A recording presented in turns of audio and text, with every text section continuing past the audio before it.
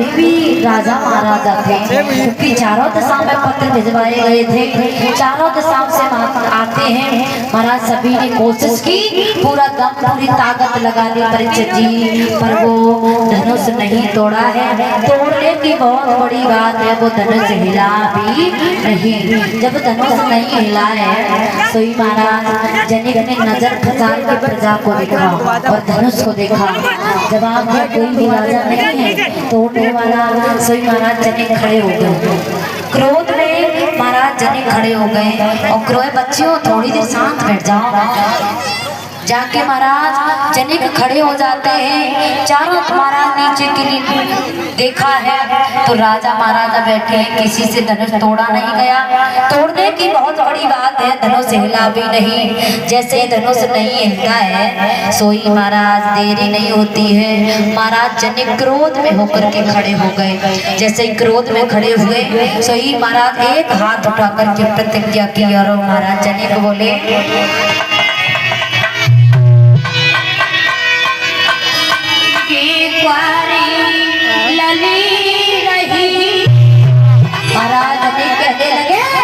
मुझे आज ऐसा मालूम पड़ता है इस सभा में इतने वीर बैठे हैं, किसी वीर ने अपनी माँ का दूध नहीं पिया है। आज मुझे ऐसा लग रहा है कि मेरी भीतर मेरी सीता कुंवारी रह जाएगी। कुंवारी सिया रही मेरा दाम पैदा धनुष की कारी।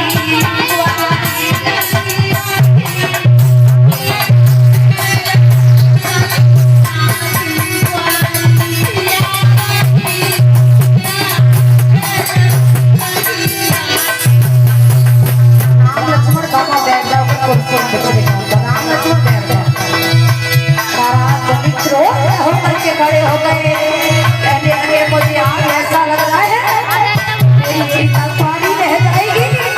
बता मैं अपनी बेटी को घर पर कैसे दिखाऊंगा।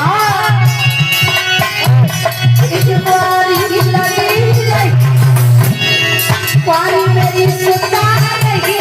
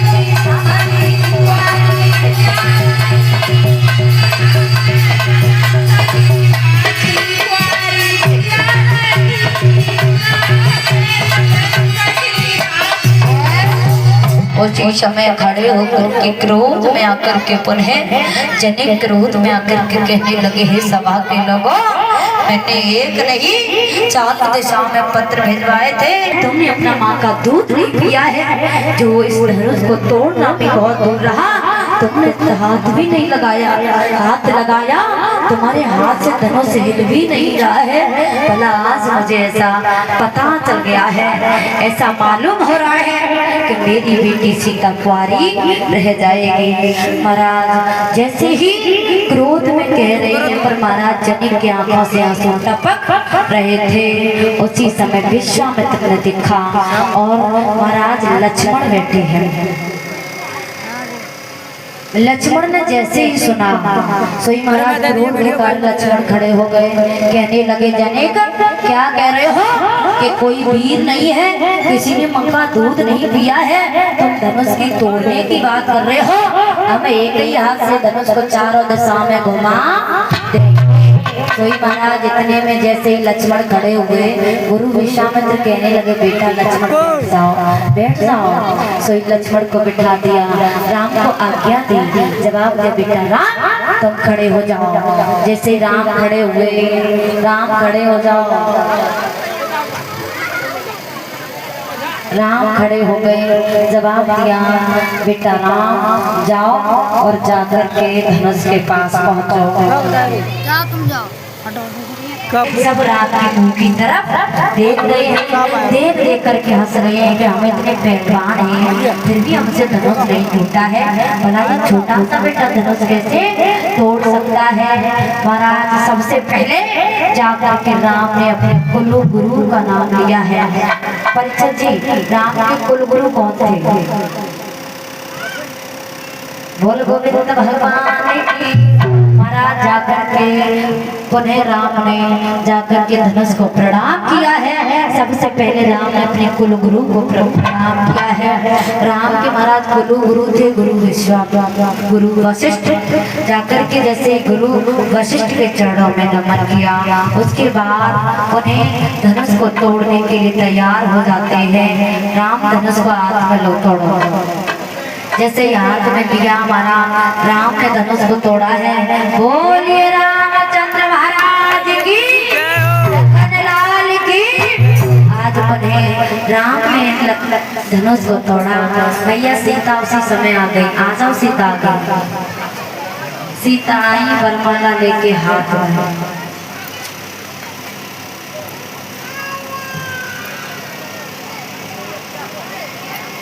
राम और नैना ने जैसे राम की तरफ देखा तो क्या देखा है कि सीता छोटी है और राम लंबे है। राम से जवाब दिया बेटा थोड़ी झुक जाओ, हमारी लड़की छोटी है। और बोली है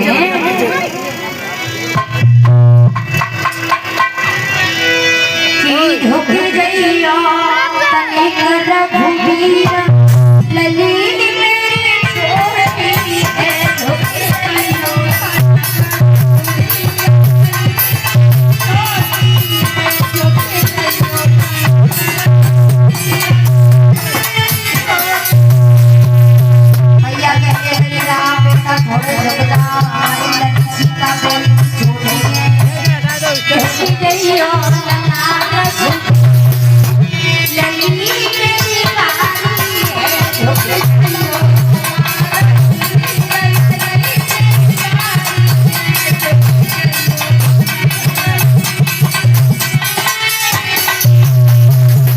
जवाब दिया है बेटा राम थोड़े से रुक जाओ, हमारी सीता छोटी है, वरमाला डालने की भी पहुंच नहीं पा रही है। और जैसे हमारा राम पहले तो माला डालो, वरमाला राम डालो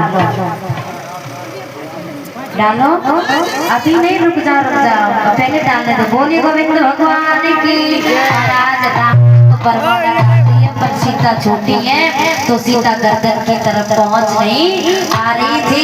जो महाराज मुस्कुरा करके राम ने मन में विचार किया वाला हमारी सास कह रही है पहली बार ससुराल में आए हैं। कोई महाराज राम झुकने के लिए तैयार हुए तो तक लक्ष्मण आगे आगे कहने लगे भैया क्या कर रहे हो, पहली बार ससुराल में आए हो पर हमारी तरफ भी देखो, हम भी तुम्हारे भाई हैं। भैया सीता भाभी तो अभी मिली, हम तो बचपन से तुम्हारे साथ रह रहे हैं, अब हमें भूल गए। जवाब दिया नहीं लक्ष्मण ऐसे क्यों कह रहे हो। जवाब दिया नहीं भैया अगर आप ही यार पहली बार ससुराल में झुक गए तो पूरी जिंदगी झुकना पड़ेगा। महाराज सोई राम खड़े हो गए कहने लगे ठीक है हम नहीं झुकेंगे। भैया सीता वरमाला लेकर के खड़ी है। लक्ष्मण ने सीता की तरफ देखा तो क्या देखा कि भाभी उदास खड़ी है। सोई भाभी के पास पहुंचे कहने लगे भाभी ऐसे वरमाला हम डालने नहीं देंगे, अगर हम ऐसे वरमाला डालने देते हैं तो हमारे भाई पहली बार आए हैं, आप आप ऐसा करो, हम अपने भैया के चरणों को छुएंगे और तुम्हें मौका मिल जाएगा उसी समय भैया गर्दन नीचे के लिए मुझे आशीर्वाद देने के लिए कहेंगे, तुम उसी वक्त वरमाला डाल। आज लक्ष्मण महाराज पैर छूने के लिए तैयार हो गए, पैर छूने के लिए लक्ष्मण तैयार हुए। राम ने आशीर्वाद दिया, भैया को मौका मिल गया वरमाला। बोलिए सीता मैया आज महाराज दोनों ने वरमाला डाली है, एक दूसरे की गले में वरमाला डल जाती है और सीता मैया और राम बैठ जाओ कुर्सी पर। उसके बाद महाराज पुनः धूमधाम के साथ विवाह होता है, कन्यादान होता है। तो परीक्षित महाराज या द्रौपदी महाराज खड़े हो जाओ। जितने कमेटी वाले भाई हैं भैया, अभी हमने कमेटी वाले भाइयों को नहीं देखा है, अगर जो कमेटी वाले हमें लिख करके दे दो पहले भैया, नहीं तो ऐसे ही आ जाएगा। आज पुनः तैयार हो गई है, आ जाओ परीक्षित जी।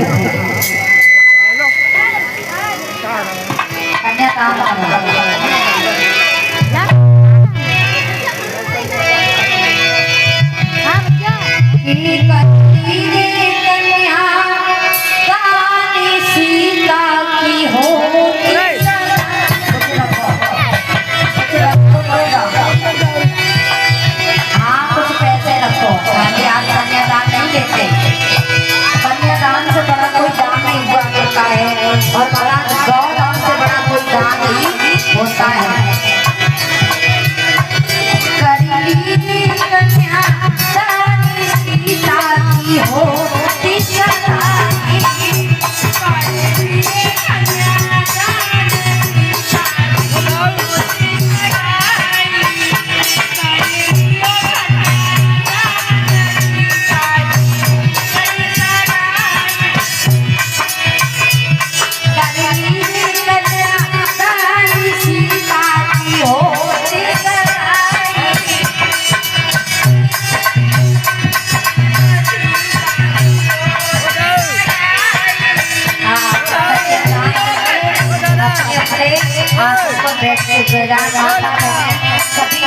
करके कन्यादान सीता मैया का और रामचंद्र महाराज का करती हुई। और कमेटी वाले भाई है निकल के आओ, पहले कमेटी वाले भाई है यहाँ निकल के आओ सभी लोग। भैया हमें पर्ची दो पहले करके, नाम दो।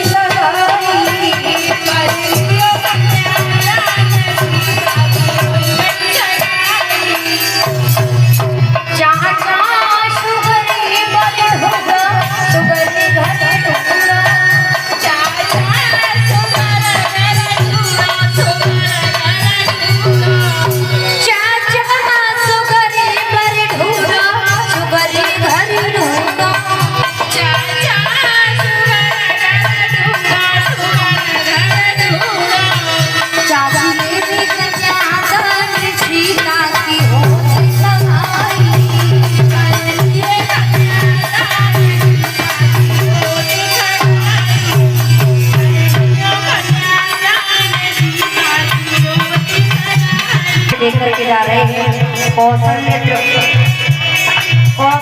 भैया पाल और ये भैया कौशलेंद्र भैया पाल बघेल समाज से हमारे लिए 50 रुपए आ रहे हैं।